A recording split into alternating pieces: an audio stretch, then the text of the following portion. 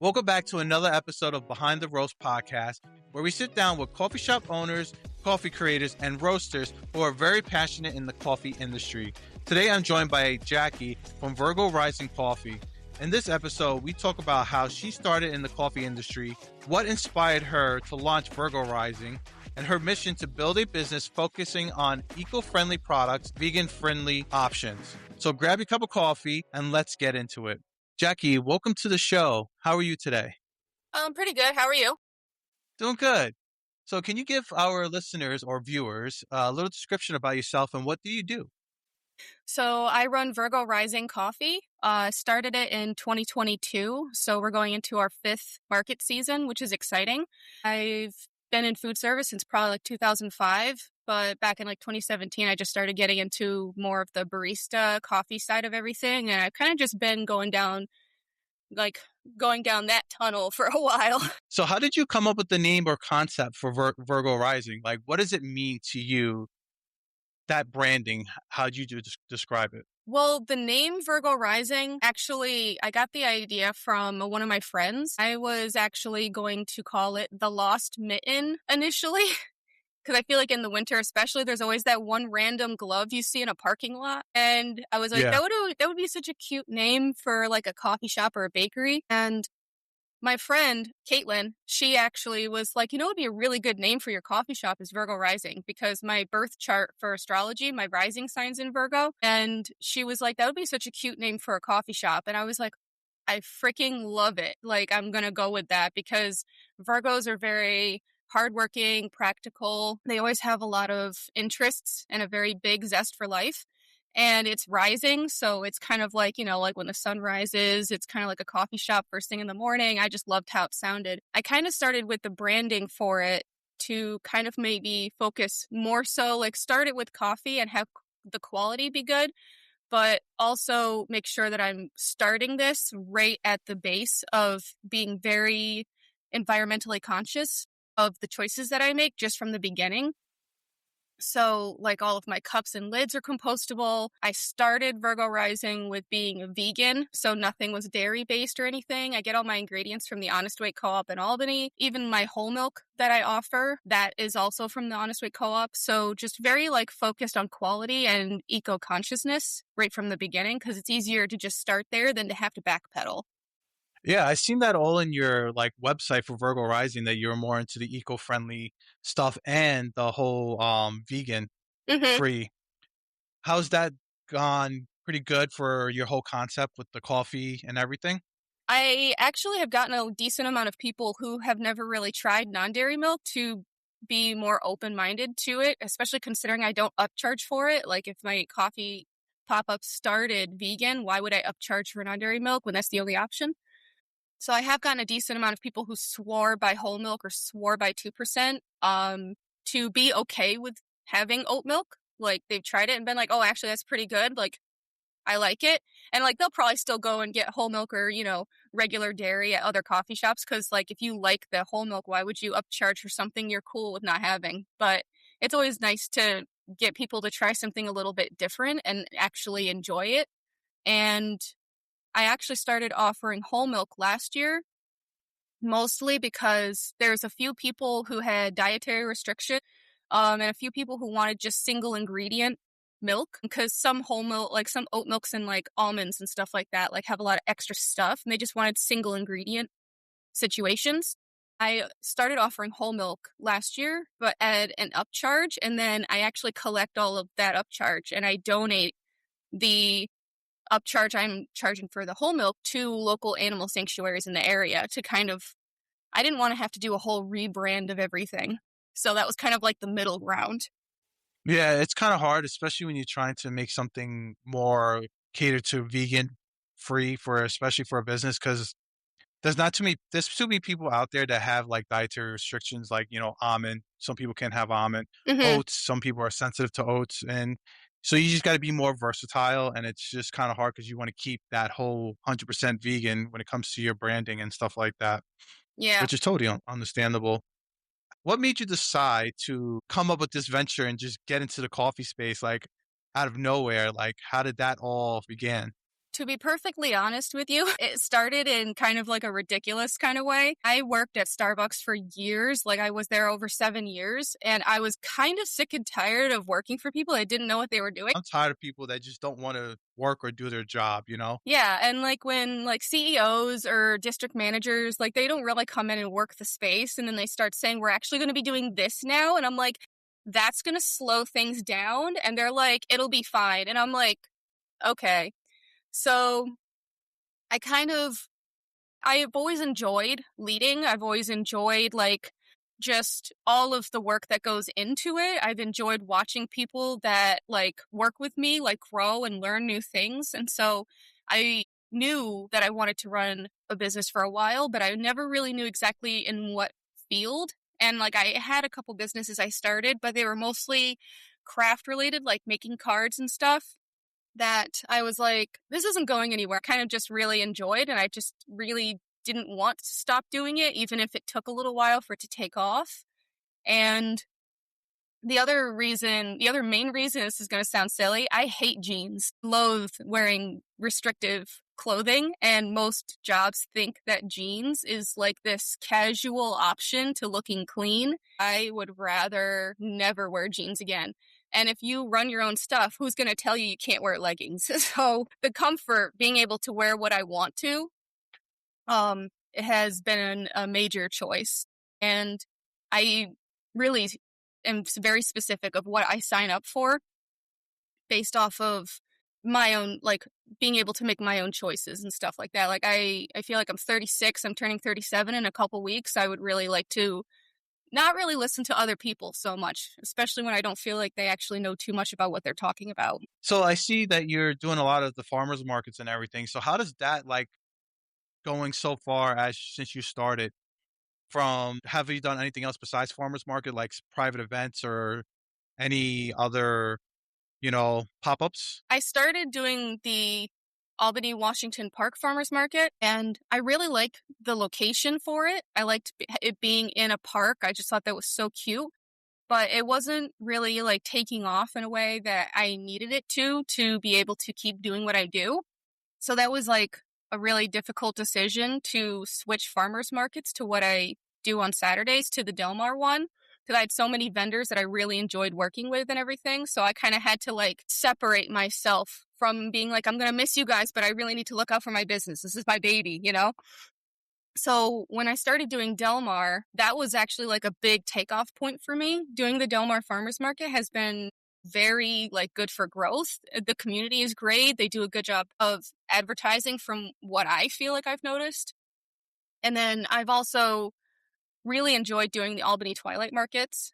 I just kind of like that spooky, kind of like, Halloween vibe kind of market that they do. And I like that it's just a second Saturday of every month from like April to December, excluding November. So I enjoy like doing those kinds of events. I've really enjoyed working with them, like Kayla and Marianne and Mark. Like they've all been really great people, and they're very helpful and communicative, which is, I feel like in some ways, a lost art. So can you give us like let our viewers know or our listeners know, how did you get your start?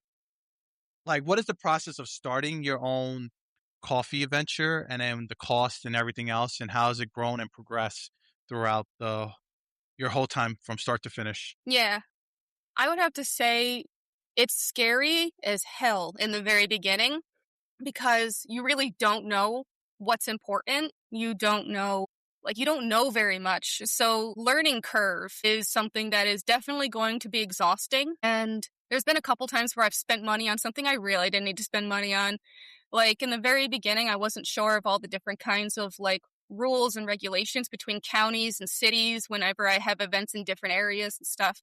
And I didn't realize it was so easy to find that information. All you have to do is just like go to their health department and figure out the specifics of what they need you to apply for. And I definitely wasted probably like a little bit more than $500 asking people for their advice on things that I could have just called the office for free. Because you're so Yeah. worried about not following all of the regulations and stuff and getting fined. And in general, like they're very helpful and communicative, and like they answer questions, and like they'll just tell you flat out like, okay, you need this and you need this, you know? and every county's a little bit different. Like Albany needs a menu, and they want your CE 200 or whatever worker disability forms you need and stuff like that to get permit to do markets in Albany County. And Troy's a little different. They want a little extra, like more forms filled out. So you can just call and ask. You don't have to spend money asking for someone else's like professional advice on something, that you can just ask the department themselves. And that was like one thing where I was like, I could have just probably taken care of that myself. You start out like that, I think is probably the most, at least for me, it was the most like exhausting, is just worried about doing the wrong thing and screwing yourself over. And then I did the wrong thing anyways. That's one thing that you learned. And then you're like, okay, now I don't have to worry about it anymore. Yeah. And look at me, has grown Yeah. really good when it comes to doing that. Yeah. Like, it can be a little, it can definitely be confusing. It's a whole nother area. Like the learning curve is definitely probably the most exhausting thing about running a business, because some things want some things and some things don't. But if someone is a genuine small business owner and they just want small businesses to do better than corporations, they'll be fine with asking questions. Some businesses, they won't ask questions and they'll gatekeep, which low-key ticks me off, because I'm like, if you're good at what you do, someone else just starting should not be your concern. I feel like in some way we have to, like in some ways, like, competition is very important and you have to make sure that you take care of yourself. But in some ways, I feel like you could still help someone else out. Like I willingly answer questions because I know that what I'm working towards and what I'm offering is going to be a little different. Everyone has their niche. Yeah, and yours is very unique, especially when it comes to other coffee shops and other businesses out there trying to keep like the whole thing like a vegan type coffee shop itself or a pop-up. But I see that you're making your syrups in-house on top of that, which is amazing because not too many coffee shops are doing that. But I started seeing a lot more coffee shops starting to do somewhat making syrups in-house. Not all of them, but a majority of them are. And like, how's that process doing for you? And like, how do you keep up with the trends and what's going on? Because there's so many different seasonal lattes and different trends that are happening. Yeah, there's a lot. Right now we got like the cookie butter latte and the banana is coming back again. And I feel like we need to be more creative when it comes to drink options. I feel like everybody keeps on repeating every year the same things over and over. We just need that one person to create something different that the next trend is going to follow. Yeah. Are you going to be doing something like that? I mean, I write down, like, I have a little note in my Google Keep where if I randomly have like a drink idea that I really want to do, I'll like save it in there. And there's a few that I've done that I've thought up, but there's a few that I've seen online that I'm like, okay, that sounds weird. And I'm probably not going to put it on my menu, but I do want to try it. I'll like save it anyways and like mark down like where it came from, because if by chance I do really like the drink, I just want to give credit where credit's due. And I want to be that person where they're going, there's no way she thought of that herself. Like, we literally posted that drink 7 months ago. And that's even if they come across my profile. But I just feel like, it's giving credit to someone else who's in another whole state isn't going to ruin my sales here. Who's going to be like, Jackie has this at Del Mar Farmers Market. Let's go drive 4 hours away to a different coffee shop in Massachusetts to try the same drink that they thought of first. But it's like, at least that gets them to look at other coffee shops, where maybe if they're in the area for vacation, they'll be like, oh, like I have like the Nitro Bar. Let's go try that place. So I feel like in some ways there's so many ideas, and there's some that keep rotating, like the Dubai chocolate. I feel like that just keeps like whenever it was really high and then it kind of goes down a little bit and then immediately goes back up. It's like that just like, I think it's like not a terrible idea, but I feel like in some ways that drink just won't die. Like today I went over to another coffee shop. They were doing a new opening somewhere in Clifton Park. It's Pita and Olive. They're doing like their own coffee bar in the Mediterranean restaurant. And then next door you got Nothing But Bun. And they're doing the Dubai chocolate bun cakes. And I'm like, I'm just tired of the Dubai chocolate. That trend needs to die. Yeah, like it's good. I'm not going to lie, but it's like, it's been going for a while. And it's like almost impressive that it's been able to keep people's attention this long. Cause I feel like, especially online, keeping someone's attention for this long, it's got to be something. Cause I feel like sometimes people just keep seeing new stuff and everything like that. So in some ways, it's impressive it's lasted this long. But in some ways, I'm like, okay, I think I'm good.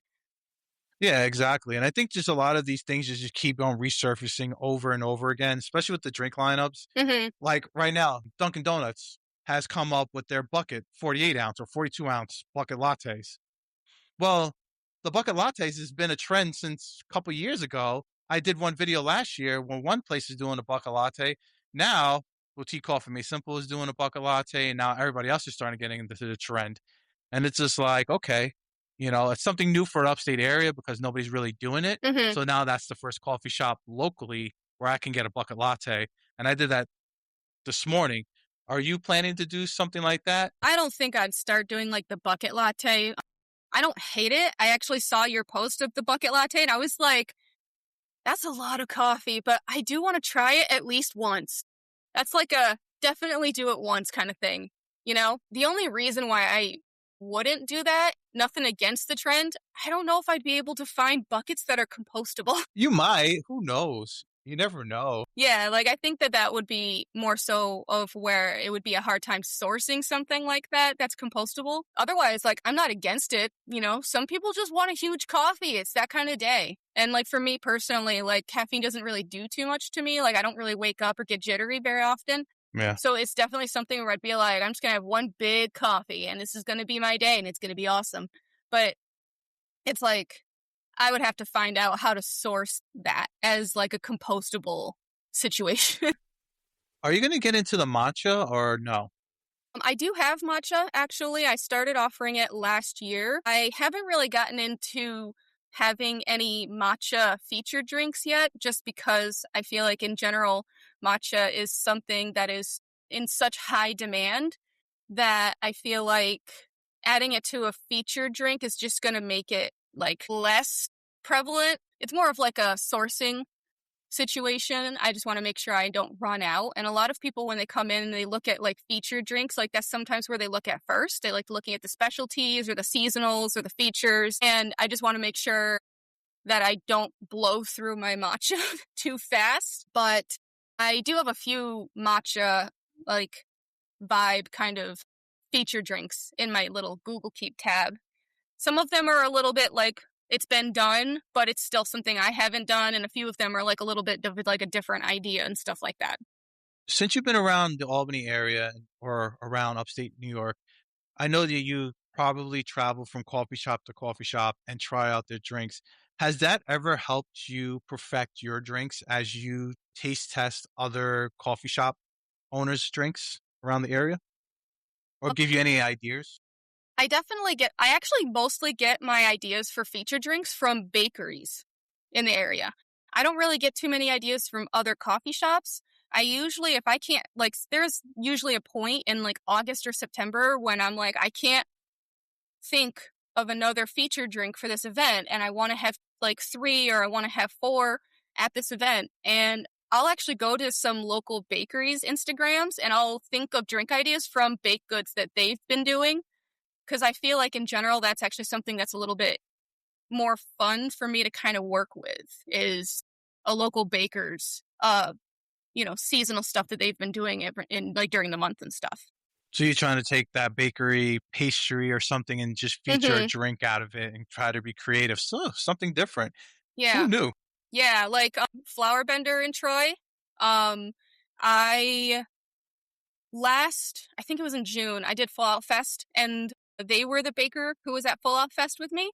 And when I found out they were the ones who were going to be there, I actually looked and saw what kind of like stuff they were going to be bringing. And I kind of made drinks off of the baked goods that they were bringing to Fallout Fest. So it was kind of like, like has this chocolate almond cake where you could get like a chocolate drizzle almond syrup latte over at Virgo Rising for Fallout Fest. So I actually have a little bit more fun making featured drinks off of local bakeries like Bakery Nostalgia and Nostalgia Bakery. I always say his name backwards. Or Flower Bender, or Pretty Bake Shop that's in Rotterdam. We've done a few farmers markets together with Sarita. So I actually base most of my featured drinks. If I can't think of something on my own, I'll base it off of a local bakery and stuff like that. Because I feel like that kind of gives me a little bit more creative output. Yeah, because now the bakery is featuring something, and now they're putting coffee together. So you got the two best combinations: one coffee and a pastry, which is freaking awesome. It helps you and helps the bakery out to actually expand and grow, which is pretty cool. Which is a great concept. Yeah. Have you done any like special collaborations with these bakeries as you feature these drinks with them, or done anything together at some point? I haven't really done too many collabs with them, mostly because most of the bakeries that I base my drinks off of, especially at first, like they didn't have locations. So like Nostalgia Bakery, he doesn't have a location. He does like the Troy Farmers Market. Joey does like other events and stuff. And Lewis, he I think in October 2024 just opened his bakery in Troy. So I don't do any organized collabs, but I definitely will look at their menus and base drinks off of certain things sometimes if I'm running out of ideas. I have wanted to do a Okay. couple, but in some ways, like Lewis, he already has like the whole coffee thing figured out. And so he's kind of got his own vibe. So I don't think he'd be against doing a collab, but I do actually sell my cold brew at Flower Bender in Troy. So anyone who goes in and gets a cold brew from them, it's Virgo Rising Coffee's cold brew. But I haven't done any actual like exact collabs with them. Give us an example on like your choice of who you use as your beans for your roaster, like who is roasting your beans and providing it for Virgo Rising. So when I started Virgo Rising, I was using Brutus Roasting, and I was using Brutus Roasting for like the first few years. I only switched to using Sun and Moon, a guy I actually used to work with at Starbucks, who he doesn't work there anymore, I don't think. But he actually wanted to start up his own roasting situation, so he actually started roasting his coffee. And it's called Sun and Moon, and we actually started collabing mostly because we were thinking about trying to get a location in like maybe Troy or in Cohoes or something like that. And like having his roasting be on the backside and have the coffee shop Virgo Rising be at the front. So we're kind of like splitting the rent, splitting the utilities and stuff like that. Cause that's one trend I think we need in some way to be okay with. It sucks, but I feel like as small businesses start to feel the strain of things going on and the economy, I feel like we need to start actually kind of being okay with sharing spaces with other businesses so that we can cut our own costs and still exist how we want to. A lot of people don't like doing that. They have their own business. They just don't want to have to like share anything. They want to be able to make their own decisions. But I feel like at some point, we're going to have to be a little bit okay with sharing business spaces with other businesses that we can bounce off of each other, like the coffee roasting being in the back and coffee shop in the front, so we can split certain things between two companies. Yeah, it'll be good for both of you guys sharing a space, especially that he's doing something different. He's not actually Mm-hmm. planning to actually have a coffee shop, Yeah. but that's when you come into play. When you have your coffee shop, you come up with the menu, the lattes, and everything else. While he deals with the roasting, where he can sell online Mm-hmm. and then just do what he has to do with the beans itself, and just expand to other coffee shops or other places around the area, or even further beyond. That's why we started working together in 2025, and we're going into working together in 2026 for the market season and stuff. That's why I switched from Brutus to Sun and Moon, is for the collaboration purpose. Otherwise, I would have continued to use Brutus Roasting. Steven does a great job with roasting some like solid quality coffee. Yeah, Steven does really a great job. I like Mm-hmm. how And he's so he freaking does his nice. roasting. Yeah, he is. And I was grateful to have a tour in his facility. He gave me Mm-hmm. the roasting process. It was pretty cool with Steven. Is he Yeah. is the Sun and Moon guy, or is he local, like around the area? He used to roast down in Peekskill, but because he used to live in Albany, and he actually moved down to Long Island where his family all lives. And so he still roasts in New York and everything like that, and he'll actually deliver the coffee that I need when I order it. So he's not local to the capital region anymore, but the quality of the coffee and actually the amount of space that he's able to work with and the different kinds of roasts that he's able to offer is increased because he has a little bit more space where he roasts down in Long Island, which is kind of nice actually. That is awesome. I'm happy that you guys are actually doing this and working together to get Yeah. this collaboration up and running. Yeah. Businesses bouncing off each other. Is there anything like in the future that what you're planning to expand and how you're going to expand Virgo Rising, like the next couple of years, or do you have any plans or thoughts? On and off, I have been trying to get some kind of storefront up and running. That is the goal. But currently, I have been trying to kind of like find some kind of funding for that. I have looked at some places and seen a few locations that are offered. I have one place that's in Troy that I've been like really like thinking about like for over a year, and but it requires a decent amount of renovations to actually like they still need to put up like some drywall in areas and stuff like that. So it's mostly I would probably have an actual shop in some capacity if I had the funding for it. Because that's like one of the downfalls to running a business for this long is that I have filed for taxes on the profit that I take in. And if you don't make like K or K, they're like, oh, well, you haven't made this much. So like we can't give you a loan or anything. And I'm like, if I made that much, I wouldn't need you. Yeah, it's crazy though, because the banks want to be sure that you're able to pay the loan off and make a decent profit. And it's hard. It's hard, especially for someone starting off small and wants to have a brick and mortar place. And it's Mm-hmm. just the downfall of what the banking is trying to offer or what you're trying to do to expand. And you have to come up with a business plan and what's your goal for the next 5 years to make sure that they think that you're suitable to get this loan to be able to pay it off, Mm-hmm. especially when you want to start off. And it's not easy, especially for someone like you. Yeah. And there's not going to be a point where I just completely like stop running Virgo Rising because I don't have a shop. Because in some ways, I also appreciate having the flexibility. Like, since I don't have a location, I don't have to staff hours. I don't have to worry about opening late or anything like that. Like, I go to where the events are. And it can get a little exhausting being outside because you're at the whim of Mother Nature and she can be ruthless sometimes. Like last May, that was a rainy freaking month. but Yeah, exactly. but in some ways I do appreciate the flexibility. So I'm kind of just grateful for some components that I definitely have the luxury of having right now that I wouldn't have the luxury of having if I had an actual location. But the shop will either exist or it won't. I'm cool either way. And I've started actually catering events. So I've actually started bringing my coffee setup to like baby showers, bridal showers. I think it was last May. No, it was the May before that. I actually did a like day after the wedding where I brought like coffee and like tea and lemonade for when they hosted a breakfast for everyone in the bridal party the next day. Awesome. Awesome. So, See, that's a good way to yeah. start. Definitely. It's a good way to start getting more events, try to make more money, try to push the boundaries on trying to get you to that storefront. And Mhm. it's a lot. Yeah, yeah, it's a lot, but I mean, I've been doing it for so long. In some ways, what used to overwhelm me doesn't overwhelm me anymore because now, like, the system is there, the habits are there. So, and plus, whenever I feel like something is overwhelming, I try to figure out why it's overwhelming and fix it instead of just, you know, buckling down and getting it done. I'm like, okay, why is this consistently an issue? What am I missing here? And I will go in and I'll fix the problem. So it's not a consistent problem because that will drive me insane. No, it's just like social media. Hmm. That's the one thing.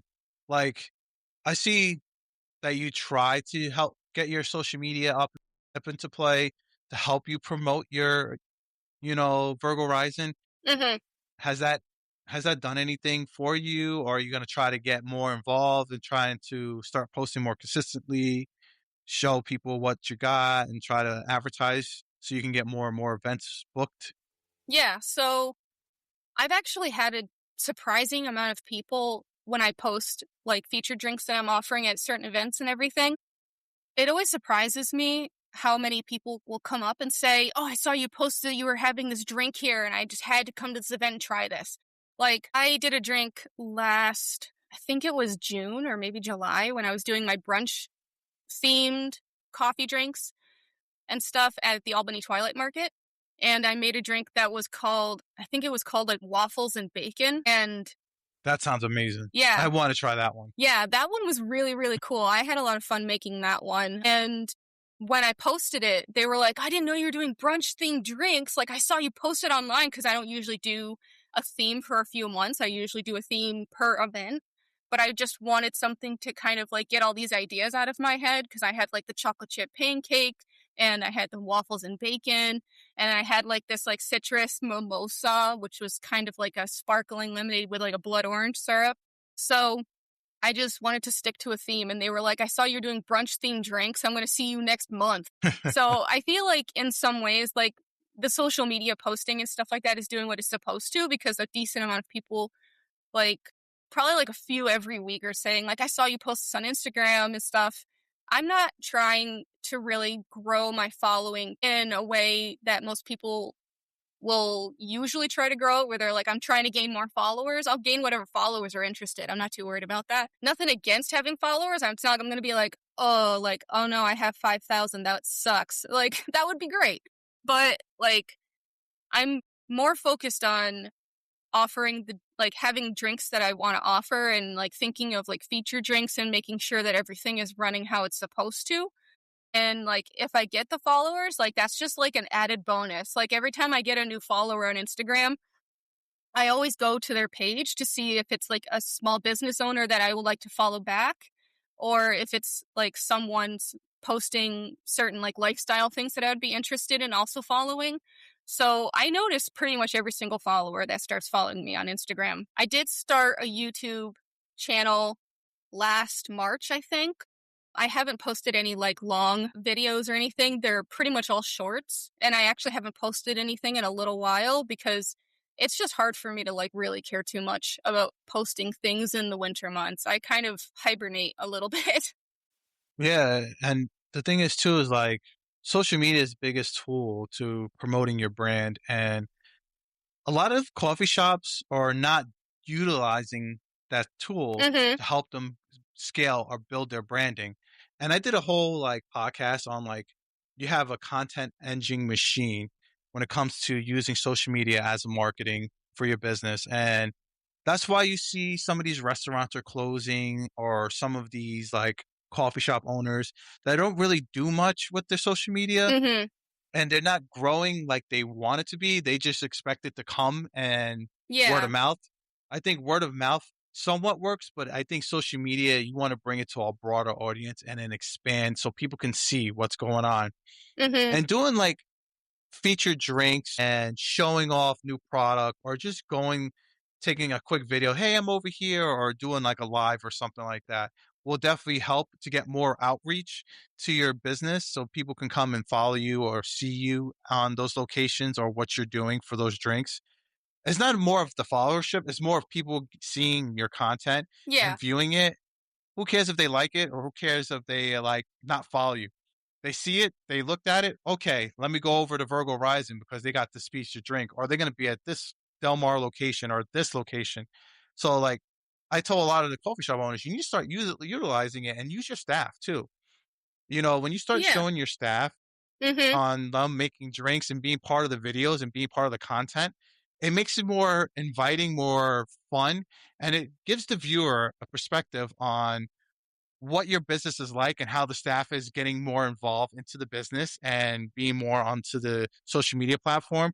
And people's like, hey, I want to go over there because they're having a good time. They're making these awesome drinks. They're making these funny skits. And that's what I think a lot of these places need to start doing more and more.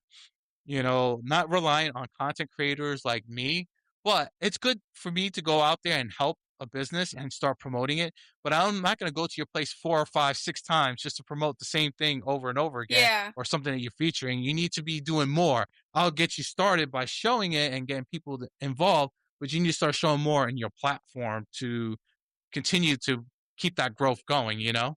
Yeah, definitely. Like, I do feel like in like the advertising way and marketing yourself, like social media is like free advertising. Like, why wouldn't you do it? Like, I can see how sometimes it feels like a little annoying and like a pain sometimes when you have to, like, you can't just like make a quick video. Sometimes your lighting is terrible and they can't see what you're even posting, or It's sometimes you just don't look that cute. It's not all about looks. It's all about like It is showing when you people look like a what's going on. gremlin. Like, trust me, there is a line. And it's like, if you want to post that, go for it. But like, I don't think I'll post too much gremlin status. I already don't put in too much effort when I do post things. But there are some times where I'm like, yeah, I'm not going to post myself today. Like, and that's fine. There are days when I look like crap Yeah, when I post, exactly. and like I'm not well groomed. My hair's all messy and everything. I don't care, you know. I'm just there to show what's there, the product, and just have a good time with it. And say, hey, come over to this location, try this out. This is what my rating is. I highly recommend it. You know, Hmm. that's the whole point of my thing is to promote small businesses and help them out. And it's just fun, just being like I don't even consider myself a content creator. I'm just like a blogger, just a coffee blogger, just very excited to try different coffees and promote the business and just have a good time with it. I don't care for like really much of the followership or Hmm. anything. I just care of people viewing it and just liking it, you know? Yeah, like getting like some of the word out on some businesses who might want maybe a little extra support at certain times. And like when you and Carrie showed up at my tent, when she mentioned that, like, oh, my friend who runs Daily Brew Review and stuff like that is going to come over, I was just like, oh, okay, sick. And then when you guys came up, I was like, I forgot that was today. And I was like, well, I'm glad I'm here. Because, like, I have such a busy schedule because I also pet sit and stuff like that, that I have like a little like calendar book where I write everything down, even when I'm hanging out with friends, because otherwise I will completely forget. Oh, yeah, I was going to hang out with her today. I'm home. I forgot to meet you here. So, like, I write everything in there. And she sent me the DM, I was like taking care of some dogs and I forgot to write down like Carrie and Joe coming today. And so when you guys walked up, I was like, okay, hello. Like, I has really anybody need to like like parent myself, like in like almost like an insane way. has anybody came up and say, hey, I saw the Daily Brew Reviewers video and said anything to you that or any of Did your pop-ups or anything? did have someone come up a couple weeks after you tried that pumpkin pie latte, and a couple weeks after you tried that and posted it, they were like, hey, I saw this pumpkin pie latte on this Daily Brew Review guy's Instagram. And they were like, do you still have it? And I was like, no, I have this. And they were like, oh, that sucks. Okay, I'll get that instead. But damn, that sucks. They were like, that sounded so freaking good. I wanted to try it. And I was like, well, I'll probably do it again. And they were like, please. So I'll probably be I don't usually bring back, like, I've been doing featured drinks for events since I started in 2022, and I haven't really recycled very many yet, which is kind of surprising. Which is your more like popular drink that you know people will come back over and over again? Like that you think that should be featured more often? Probably, like, whenever I do a version of this, I know how to make vegan custard, and I've done two different drinks with two different kinds of the vegan custard, where I did like a Boston cream pie coffee, and then I did a tiramisu one uh last summer, I think. And I feel like a lot of people are really enjoying that kind of vegan custard that I'll put in the inside of the cup, because it also makes it look kind of cool, because it's kind of like got that like really aesthetic looking like splotchy look to the outside. So I feel like that one I'll probably bring back consistently in some way.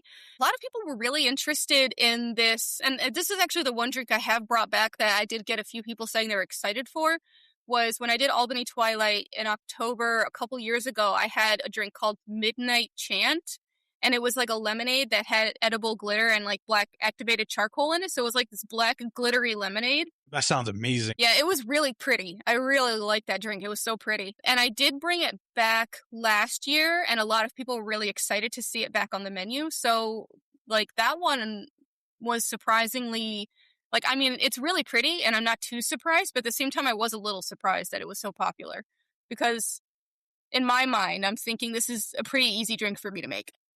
Like, you Yeah, yeah. expect the drinks that have all of these components and all of these, like, we do this and then we do this and then we do this, and you'd think like those are the popular ones. Sometimes the simplistic ones that just look kind of cooler actually like pretty popular too. What is your favorite drink? If you was to rate your drinks out of all the ones you made, which is your most favorite one that you enjoy making and that you like? I really enjoy making drinks in the fall season during autumn because I just really enjoy putting cinnamon in so many things. Sometimes if I've done like I did a caramel apple lemonade once, and I feel like putting some cinnamon in that and having it be an apple pie latte would be really exciting to do because I don't think I've done an apple pie one actually. I really like putting If you do, you let me cinnamon. know. Yeah, I mean, you'll see it posted on Instagram. But like, I really enjoy putting cinnamon in everything. Like, I actually kind of think it's funny. I feel like that's like one ingredient that whenever I want to switch it up a little bit, I add cinnamon. And everyone's like, oh my God, it's so cool. And I'm like, I added cinnamon. That's all it is. But I really do enjoy the fall season. I really love all of the drinks that I can think up. I am kind of a slut for peanut butter. I really enjoy peanut butter and coffee a lot. Like I did a Reese's latte when I did Veg Out last June in Troy. I did like kind of like a themed menu where I did like a strawberry kiwi lemonade because like in the 90s like strawberry kiwi flavored was everywhere. So Yes, it was. it was everywhere. So I did like a strawberry kiwi lemonade, and then I also did like a Reese's latte, which was really, really good. I love peanut butter so much. So that's where I usually flock to is peanut butter flavored coffee. That's like my wife. She loves peanut butter, and the one thing that she gets is something with like a peanut butter in it and chocolate too. Mm-hmm. Yeah. I love maple. Maple is really good too. Yes, it is. Do you have like a specific drink that you make specifically for your brand for Virgo Rising that you can keep on the menu for ever? Like a Cold brew? Virgo Rising, just your cold brew? Like, I don't really have any. I change my syrups every month based off of seasonality in some way. I don't hold too strong to the season, but I do change my syrups every month. And I do let my Instagram followers vote on 2 of the syrups that I'm going to change every month, just kind of to give them something fun to kind of have an input on. And halfway, I also started doing that because if for some reason someone's like, oh, I was hoping the other one would win, I'd be like, sorry, it didn't win in the polls. And I don't have to like take the blame on myself. I put the blame on someone else. But it's also something fun. Like I definitely have a higher viewership whenever I have my syrup polls and stuff like that. Like more people will see the stories because they get excited about being able to vote on something. It's just something fun to do. So I don't think I actually really have a certain drink that's Virgo Rising specific that I will always have. I really enjoy switching up the syrups every month and then changing the featured drinks to each event. I think in 2026 I might have maybe few featured drink menus that are throwbacks to previous drinks that I've done, considering I've been doing this for so long. I feel like some people are getting a little bit like, you haven't brought this back yet. And I feel like I'm getting to that point. And I do have like, I think 85% of all of the featured drinks I've done listed on my website at the bottom of, like, if you click on the menu tab and go to the bottom, it has all of the featured drinks that I've made, like all the menus. So I feel like I might have a couple throwbacks in 2026 because I wanted to do some in 2025 and I just kept thinking of new ideas. So I was like, no, I don't want to do throwbacks yet. So I just kept doing new stuff. But I don't really have like a specific drink to Virgo Rising specifically. How do you like your coffee? Like, what type of coffee person are you? Do you like cold brew, ice lattes, or iced coffee? Like, how do you like your coffee specific? If you was to get it daily. I usually get like an iced or a hot oat milk latte, but it really depends as to what I'm eating, because if I'm eating something savory, I'll get like a maple or some kind of sweetener in my latte or in my cold brew. But if I'm eating something sweet, I don't want something sweet in my coffee because it's not too much sugar for a person, but I feel like for me, I just don't really like it. So I'll usually get like no syrup, but I feel like an oat milk latte is kind of like my consistent go-to for the most part. All right. That's pretty cool. Yeah. Pretty cool. Have you ever tried doing like pour overs or like an AeroPress and just drinking coffee, just regular black, tasting the notes of the coffee itself? Like, for instance, I do a lot of pour overs and I do some AeroPress. So if I have a specific coffee from like Ethiopia or Colombia or Bali, I would like to taste like the fruitiness or the notes of that bean from that region. Have you ever done any of those, like drinking it black and just tasting what it's like? But yeah, like I definitely drink, especially when I'm home, I tend to drink more black coffee just because sometimes I'm a little too lazy to go and get the milk. And if I'm doing an iced oat milk latte, I need to make sure I have ice made in my freezer. And if I don't have ice made, I'm like, do I feel like steaming milk right now? So usually I do a lot of Americanos at home where I can just like easily pull the double shot and then just add some hot water to it and it's done. Or I'll do French press, but I do enjoy black coffee pretty frequently. And when I'm home, mostly because I'm a little lazy. Like I actually have this method. I call it a like ratchet pour over. And I take, it's not suggested, but I think it's funny. Like as a coffee shop, like as a coffee pop-up owner, that I have like this like lazy subpar version of making my coffee in the morning sometimes, where I'll get one of those like tea baskets you put inside the mug for your tea, and I put whatever ground coffee I have. I put a filter in there with the coffee, and I just pour the water over it and let it steep like tea, and I'm like, tastes good to me. I know it's not tasting as good as it could, but I just want a black coffee. I've seen the people do that with the same way with like a bag, and they just do it like a cold brew version, just let it steep overnight. But you're doing it like the quick and easy way. All right. Yeah, it's like I'm a just lazy pour over.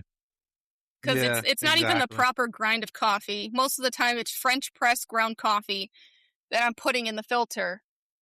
So it's supposed to be more Yeah. fine, and it's not. And I'm like, I'm going to know I'm drinking coffee. I'm still going to like it. Yeah. Yeah. Well, now we get into close to the end of the podcast. Is there anything you want to say, last thoughts, or how people can follow you and where they can catch you on your next event? Yeah, so I would just like to say thank you for having me on. Like, this was actually really exciting. I was like, I've never done a podcast before. Cool. So, like, thank you for, Yeah. like, inviting me here and everything like that. This is a pretty cool space. I'm glad to be a part of it. I do have an Instagram and a YouTube, same handle at Virgo Rising Coffee. My website is virgorisingcoffee.com, so it's pretty consistent, easy to find. I have been confirmed that I'm going to be at the Delmar Farmers Market again this year for the third year running, which is exciting. And then I am doing the Albany Twilight Markets for the entire season as well. So those are the consistent ones that I have confirmed I'm signed up for. I'm going to be there, and I'm really excited for that. Albany Twilight, I know when it's May to September, they go to the Quackenbush Square. And then October and December is at the Washington Park Lake House. So everybody follow Virgo Rising. Yeah. And then just book her for special events. She'll be there for weddings, bar mitzvahs, any event that you guys have planned, birthday parties, or if you're doing like a bridal shower, perfect way to get a person like her to come over there and cater your event and just having coffee and then just enjoying. Because, everybody loves coffee, especially iced lattes. Yep. So yeah. Follow Virgo Rising. I'll have all the information down below. It was good having you. Yeah, thank you. That wraps up today's episode of Behind the Roast podcast. Thanks to Jackie from Virgo Rising Coffee for sharing her story, her journey in the coffee industry, and the mission behind building a more eco-friendly and vegan-exclusive coffee experience. If you enjoyed the conversation, make sure you follow the podcast so you don't miss future episodes with coffee shop owners, roasters, and creators from across the coffee community. And remember, every great cup of coffee has a story behind it. Thank you for listening, and we'll see you on the next episode.